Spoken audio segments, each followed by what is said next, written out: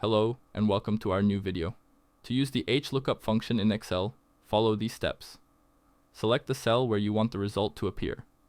Type the shown expression and hit enter. First, select the lookup value. This could be a specific value or a cell reference. Next, select the range of cells that contains the data you want to search through. This should include the row with your lookup values and the rows from which you want to retrieve data. Then, type the row index number. This is the row number in the table array from which you want to return the value. The top row in your selected table is row 1. The next row is 2, and so on. After that, type false to find an exact match. If you prefer a close match, you can type true, but for exact results, false is usually preferred.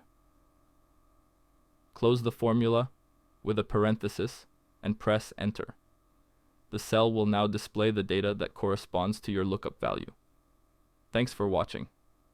We hope to see you again soon.